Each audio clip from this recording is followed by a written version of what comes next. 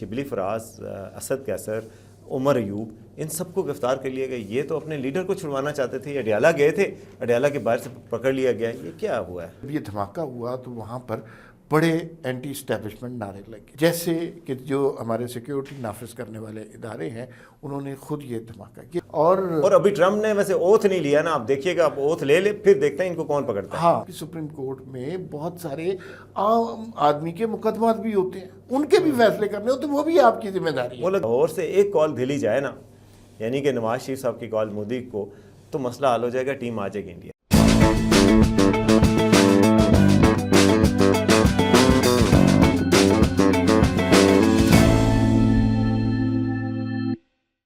السلام علیکم ناظرین، وی ٹاک کے ساتھ میں ہوں وسیم عباسی. عمار مسعود صاحب کے ساتھ آج ہم 4 خبروں کے حوالے سے بات کریں گے. ایک تو بہت بڑی پیش رفت ہوئی ہے، پشاور میں پولیس لائنز دھماکے کا مرکزی ملزم جو ہے وہ پکڑا گیا ہے اور وہ پولیس کانسٹیبل ہی نکلا ہے.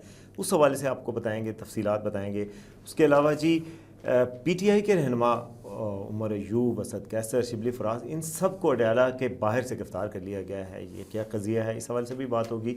آئینی بینچز جو سپریم کورٹ میں آئینی بینچز ہیں، ان کے فائنلی تاریخ آ گئی کہ کب سے سماعت شروع کر رہے ہیں. 14 تاریخ سے سماعت شروع کر رہے ہیں. اب گویا بڑے بڑے کیسز کی سماعت کا وقت آ گیا ہے. اس پہ بات ہم کریں گے. اس کے علاوہ آخری خبر کرکٹ کے حوالے سے ہے کہ جی پاکستان کے لیے تو بڑا سیٹ بیک تھا جو انڈیا نے آنے کا انکار کیا، لیکن پاکستان کرکٹ بورڈ نے بھی بڑا سخت سٹینس لیا ہے اور کہہ رہے ہیں کہ جی اب اگر انڈیا پاکستان نہیں آتا تو پاکستان بھی انڈیا ٹورنامنٹس میں نہیں جائے گا. اگلے 3-4 سالوں میں کوئی 4 ٹورنامنٹس انڈیا میں ہونے ہیں تو وہ ان کے لیے بھی ایک ٹھیک ٹھاک تھریٹ ہوگا. اور پاکستان نے اب فیصلہ کیا کہ وہ پالیسی نہیں اپنائی جائے گی اپیزمنٹ کی اور راضی رکھنے کی، بلکہ ٹٹ فار ٹیٹ جواب دیا جائے گا. تو اس پہ بھی بات کریں گے. تو میرا خیال ہے سب سے پہلے تو پشاور کے حوالے سے جو بڑی پیش رفت سامنے آئی ہے، اتنا بڑا واقعہ ہوا تھا، 100 سے زائد جاں بحق ہوئے تھے لوگ. اور پولیس کے آئی جی صاحب نے، پشاور کے آئی جی صاحب نے بڑی ڈیٹیل پریس کانفرنس کی، بہت ہی انکشافات بھری پریس کانفرنس تھی. یہ واقعہ شاید ناظرین کے ذہن سے محو ہو گیا ہو، لیکن ایسے واقعات کہاں ذہنوں سے محو ہوتے ہیں. یہ جنوری 2023 کا میرے خیال میں واقعہ ہے. ایک بہت خوفناک دھماکہ ہوا تھا پولیس لائن میں، اور اس میں 101 سے زیادہ افراد جو ہیں وہ شہید ہو گئے تھے. اس میں سے 85 کہا جاتا تھا کہ پولیس والے. جس وقت یہ واقعہ ہوا اس وقت خان صاحب نے اپنی اینٹی اسٹیبلشمنٹ والی گیم چلائی ہوئی تھی، اور ووٹ لینے کے چکر میں اور پتہ نہیں کیا کچھ کے لیے.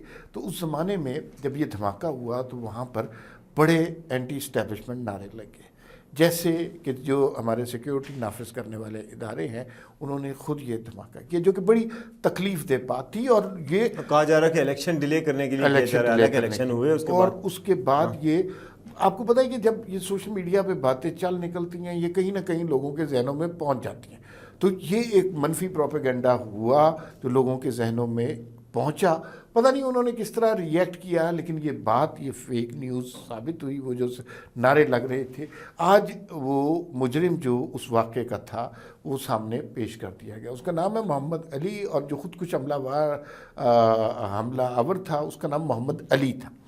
اور یہ بدقسمتی کی بات یہ ہے کہ جس نے پولیس کے اتنے لوگوں کو ہلاک کیا اس کا تعلق خود پولیس کے محکمے سے تھا، اور یہ جماعت الاحرار کے ساتھ مل گیا. وہاں سے کوئی ٹریننگ کر کے آتا، ہنڈی کے ذریعے پیسے سے ملا کرتے تھے. اور اگر آپ وسیم صاحب جو رقم سنیں نا، اور آپ کو یقیناً آپ نے سنا ہوگا، وہ اتنی معمولی رقم ہے. تو اتنی معمولی رقم کے لیے وہ لوگ جو ہیں کیا کچھ کرتے پھر رہے ہیں. 2 لاکھ روپے کے لیے اس نے 101 بندہ مار دیا.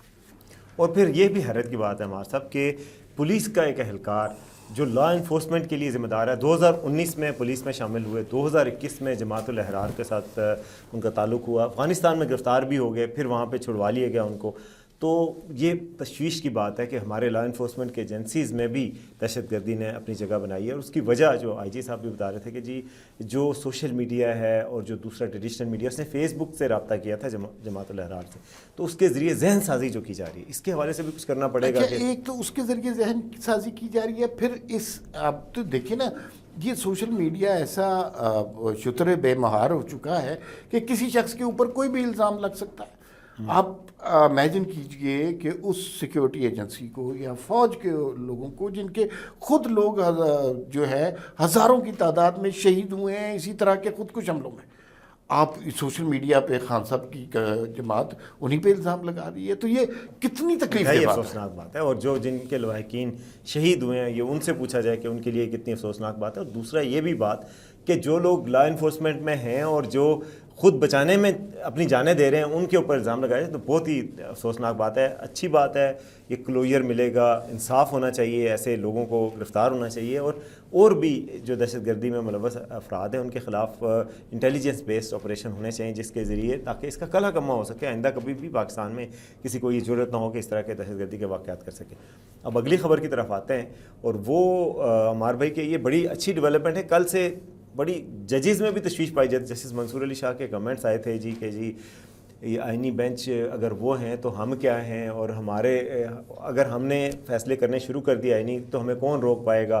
کافی اس پہ تنقید آئی تھی. تو کل ہی ایک پچھلی میٹنگ کے منٹس جاری کیے گئے تھے, آج اجلاس بھی ہو گیا. ججز کی جو کمیٹی ہے, آئینی بینچز کو دیکھنے والی جو کمیٹی ہے ججز کمیٹی, وہ 3 ارکان پہ مشتمل ہے. جسٹس امین الدین ہے, جسٹس جمال مندوخیل ہیں, مظہر علی خان ہے, محمد علی مظہر ہیں.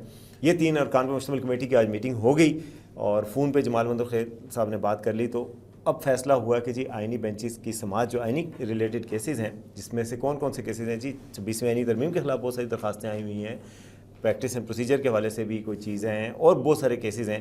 بلکہ جو آئینی عدالتوں کا قیام ہے اس سب کے حوالے سے جو کیسز ہیں وہ سب جو ہے, اور مخصوص نشستوں کا جو بڑا کیس ہے جس میں طے ہونا ہے کہ 2/3 اکثریت حکومت کو ملنی ہے یا نہیں ملنی, وہ سب اب سماعت کے لیے پیش ہوں گے. اور 14 تاریخ سے اب ان کی سماعت شروع ہوگی. تو گویا جو اصل عدالت ہے, جو اب کہا جا رہا ہے کہ جس کے پاس زیادہ پاور ہے, اس کی کارروائی جو ہے وہ اب 14 سے ہمیں دیکھنے میں ملے گی. اب فائنلی جو آئینی بینچز ہیں اس کے حوالے سے کویسچنز ختم ہوں گے اور سماعتیں شروع ہو جائیں گی. لیکن یہ بہت اچھی خبر ہے پاکستان کے لیے. ظاہر ہے اب وہ حکومتیں, وہ عدالتیں اس طرح نہیں ہوں گی کہ جو حکومتیں پلٹاتی تھی, وزیر اعظموں کو نکالتی تھی. اب عدالتیں آئین کے تحت چلیں گی. ہر طرح سے چیکس اینڈ بیلنس کی کوشش کی گئی ہے. لیکن اس وقت وہ سارے جج جو آئینی بینچ میں شامل نہیں ہیں ان کی حالت پہ سمجھ نہیں آ رہی کہ کیا کامنٹ کیا جائے. وہ ایسے بچوں کی طرح ہیں جن کے سامنے ٹافیوں کا پیکٹ کوئی اور لے کے ہے, تو وہ اس طرح طرز کے تانے مار رہے ہیں, کبھی رو رہے ہیں, کبھی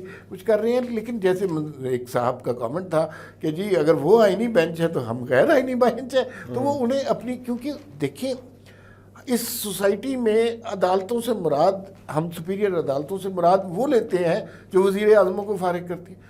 یہ ہم نے کبھی یہ ریئلائز نہیں کیا کہ سپریم کورٹ میں بہت سارے عام آدمی کے مقدمات بھی ہوتے ہیں, ان کے بھی فیصلے کرنے ہوتے ہیں, وہ بھی آپ کی ذمہ داری ہے. وہ لگتا ہے کوئی بھی نہیں انٹرسٹڈ کہ عام آدمی کے کیا مقدمات, یار کئی مرلے زمین کا مسئلہ ہے, کسی کا قتل ہو گیا, کسی کے فراڈ ہو گیا, عام سی باتیں ہیں. وزیر اعظم یار وزیر اعظم کدھر ہے, ان کے ساتھ ہم کب کریں گے کہ بھائی اس کو ہٹا ڈیم فنڈ بنائیں ہم سے, کوئی مطلب کام کریں, یا پھر حکومت کو ہلا دیں, قانون کو الٹا پلٹا دیں, نئی تشریح کر دیں 63A کی جیسے کی گئی تھی. وہ کام کیوں نہیں کروا رہے ہم سے, ہم تو اسٹیام کے لیے تھے. تو وہ کافی مسئلہ بن رہا ہے. لیکن بہرحال ایک پیش رفت ہوئی ہے اور یہ اچھی پیش رفتی ہے. اچھا اب آتے ہیں جی اس خبر کی طرف کہ جی شبلی فراز, اسد کیسر, عمر ایوب, ان سب کو گرفتار کر لیا گیا. یہ تو اپنے لیڈر کو چھڑوانا چاہتے تھے, اڈیالہ گئے تھے, اڈیالہ کے باہر سے پکڑ لیا گیا. یہ کیا ہوا ہے بھائی؟ یہ بڑی تشویشناک بات ہے. اس میں تشویش کی لہریں دوڑ گئی ہوں گی پی ٹی آئی کے اندر. اور ابھی ٹرمپ نے ویسے اوتھ نہیں لیا نا, آپ دیکھیے گا, آپ اوتھ لے لے پھر دیکھتے ہیں ان کو کون پکڑتا ہے. ہاں پھر کوئی نہیں پکڑ سکے گا. لیکن میں ایک بات بتاؤں کہ ہو سکتا ہے کہ انہوں نے فرمائش ہی کر دی ہو کہ یار ہم سے تو کوئی انقلاب نہیں آ رہا, ہم سے تو کوئی احتجاج نہیں ہو رہا, ہم سے تو کوئی نہ جلسہ ہو رہا ہے نہ جلوس نکل رہا ہے, تو برائے مہربانی ہماری عزتیں بحال کرنے کے لیے ہمیں درخواست ہی کر لیں تو مرشد ہمیں گرفتار کر لیں, اس طرح کی بات. لیکن یہ ہے تشویشناک بات اور اس کا کوئی تک نہیں سمجھ آ رہی. یا تو انہوں نے کوئی وہاں پہ ہنگامہ کیا ہو. لیکن عمر ایوب, شبلی فراز, اچھا یہ کون ہے عمر ایوب, شبلی فراز اور اسد کیسر, یہ ہنگامے کی صلاحیت ہی نہیں رکھتے. یہ مطلب انہوں نے کبھی بھی ہنگامے نہیں کیے. تینوں پہ پی ٹی آئی والوں کے اندر جماعت پہ اور ہی شکوک ہیں کہ یار یہ ہمارے ساتھ نہیں, میرے اندر بریفنگ کے لیے تو نہیں گئے, یہ پتہ نہیں, لیکن گرفتار کر کے بریفنگ کے لیے تو نہیں گئے ہوں گے. ابھی تفصیلات اس کی آ رہی ہیں, ابھی کی ڈیولپمنٹ تھی تو ہم نے کہا اس پہ بات کریں. اس کے علاوہ جو بات ہے وہ ہے جی انڈیا اور پاکستان کا یہ تنازع. اور انڈیا نے اپنی ٹیم کہا ہے کہ جی ہم نہیں بھیج سکتے پاکستان میں, کسی نیوٹرل وینیو پہ کروا لیں, ہائیبرڈ ماڈل کر لیں. لیکن پاکستان اس دفعہ اکڑ گیا اور پاکستان اس دفعہ نا اس نے کہا ہم بھی ٹکر کے لوگ ہیں, ہم جو ہے نا نہیں, اگر آپ نہیں بھیجتے تو ہم بھی آئندہ نہیں بھیجیں گے اور ہم we'll go ahead without you. لیکن میں انڈیا کے ایک صحافی کا آرٹیکل پڑھا تھا, اس نے کہا لاہور سے ایک کال دھلی جائے نا, یعنی کہ نواز شریف صاحب کی کال مودی کو, تو مسئلہ حل ہو جائے گا, ٹیم آ جائے گی انڈیا کی. ہم کیا کہتے ہیں؟ لیکن اب وہ تو بھائی اگر نواز شریف مودی سے بات کریں گے تو پاکستان انڈیا تنازعات ختم کرنے کے لیے کریں گے, تجارت شروع کرنے کے لیے, اس دو ممالک کے درمیان جو اختلافات ہیں وہ ختم کرنے کے لیے. آپ چھوٹی چھوٹی چیزوں کے لیے آپ نواز شریف سے کام نہ لیں. ایک تو پہلے آپ نے انہیں چوتھی دفعہ وزیر اعظم نہیں بنایا, دوسری بات یہ ہے کہ وہ لاہور میں ہے ہی نہیں. اگر آپ لاہور فون کریں گے فون اٹھائے گا ہی کوئی نہیں, تو وہ تو جنیوا میں ہے نا, تو وہ جنیوا میں, تو میرے خیال میں. لیکن ویسے اگر آپ مجھ سے پوچھیں نا, نواز شریف کے اوپر ہے کہ یہ کال کرنا تو ہو جائے تو انہیں کر لینی چاہیے. اس لیے یہ نہیں کہ پاکستان کو کوئی فائدہ ہوگا, انڈیا کو کوئی فائدہ ہوگا. ان دو ممالک کے لوگ اس بے چینی سے انتظار کرتے ہیں کہ یہ ایک کمپٹیشن ہو, تو مطلب ان کو اتنی بڑی دنیا میں پاکستان اور انڈیا کے علاوہ کرکٹ کا اتنا زیادہ کریز کسی جگہ نہیں ہے اس وقت. جو پرائمری آڈینس ہے کرکٹ کی, کیونکہ دیکھیں آپ انگلینڈ جس نے کرکٹ ایجاد کی, جہاں پہ شروع ہوا, جس نے ہمیں یہ لت لگائی, وہاں پر فٹ بال کا کریز زیادہ ہے اس سے. نیوزی لینڈ میں رگبی ہے, ساؤتھ افریقہ میں رگبی ہے, آسٹریلیا میں فٹ بال بھی ہے, ہاکی بھی ہے. آسٹریلیا اتنی ساری کھیلوں میں اولمپکس میں ہوتا ہے, اس کے لیے کرکٹ اتنی بڑی بات ہی نہیں ہے. وہ ورلڈ کپ جیت کے آتے ہیں, اس کے اوپر پاؤں رکھا ہوتا ہے, بیٹھے ہوتے ہیں. ہمارے یہاں ورلڈ کپ کو چم چم کے مار دیتے ہیں, ورلڈ کپ اگر جیت جاتے تو.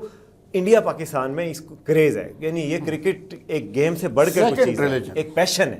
تو اس وجہ سے اگر نواز شریف صاحب کال کر دیں یار, اب آگے سے جواب ہی نہ ہے وہ الگ بات ہے, لیکن کال کر دینی چاہیے کرکٹ کے لیے. اب دیکھیں نا, اپنی عزت بھی رکھنی ہوتی ہے. میرے خیال میں نا کال کریں, مودی ادھر سے کہے ہیلو, پھر کال کاٹ دیں. فی الوقت اتنا ہی, پھر ملاقات ہوگی. اللہ حافظ.